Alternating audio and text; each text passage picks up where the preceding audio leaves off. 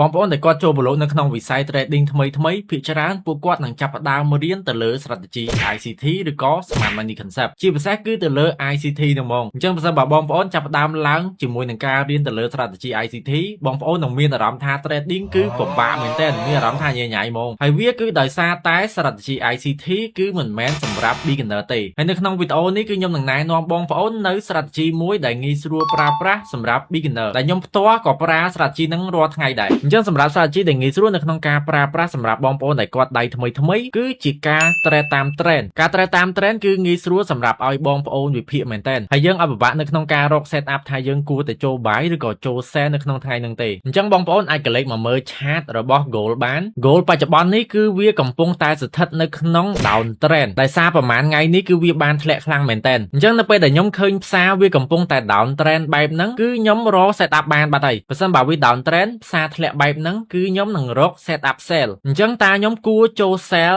នៅតំបន់ណាតំបន់ដែលខ្ញុំចាំ sell គឺនៅ resistance ឬក៏នៅ very fair value gap អញ្ចឹងឥឡូវគឺខ្ញុំមាន set up ខ្ញុំដឹងថាតំបន់ណាដែលខ្ញុំគួរចូលហើយតែអ្វីដែលយើងត្រូវធ្វើនោះគឺជាការរងចាំការ trade តាម trend គឺងាយស្រួលមែនប៉ុន្តែវាតម្រូវឲ្យយើងអត់ធ្មត់ចេះរងចាំ set up ហើយតែប៉ុណ្្នឹងគឺខ្ញុំត្រូវអង្គុយរងចាំធ្វើម៉េចឲ្យផ្សារវាឡើងទៅដល់តំបន់ដែលយើងចង់ចូលហើយសម្រាប់ risk reward ratio គឺខ្ញុំនឹងយក1 ទៅ 2ឬក៏1 ទៅ 1ចោះឧទាហរណ៍បើសិនបើផ្សារវាឡើងវិញតើខ្ញុំគួររក set up បែបណាអញ្ចឹងនៅពេលដែលផ្សារវាមានទម្រង់ up trend គឺខ្ញុំរកតែ set up buy ទេអញ្ចឹង set up buy របស់ខ្ញុំតើខ្ញុំគួរចូលនៅកន្លែងណាសម្រាប់ការចូល buy របស់ខ្ញុំគឺអត់មានខុសគ្នាអីពីការ sell ទេគឺខ្ញុំចាំចូលនៅ fair value gap ឬក៏ខ្ញុំចាំចូលនៅពេលដែលផ្សារវាបាន pull back មកកាន់ support វិញអញ្ចឹងនៅពេលដែលផ្សារវា down trend គឺខ្ញុំរងចាំ sell នៅ bearish fair value gap ឬក៏ resistance ហើយនៅពេលដែលផ្សារវា up trend គឺខ្ញុំចាំ buy នៅ bullish fair value gap ឬក៏ support អញ្ចឹង strategy មួយនេះគឺខ្ញុំគិតថាវាងាយស្រួលសម្រាប់បងប្អូនយកទៅអនុវត្តទេ strategy មួយនេះឲ្យតែយើងចេះមើល support resistance ហើយជាមួយនឹង fair value gap ទៅគឺយើងអាចប្រើវាបានហើយបើសិនបើបងប្អូនចង់បាន signal ពីខ្ញុំផ្ទាល់ឬក៏ចំណេះដឹងអីផ្សេងពីខ្ញុំបងប្អូនអាច join ជាមួយនឹង channel Telegram របស់ខ្ញុំបានដែលបងប្អូនគ្រាន់តែធ្វើការ scan QR នៅខាងមុខនេះទៅគឺអាចចូលបានហើយ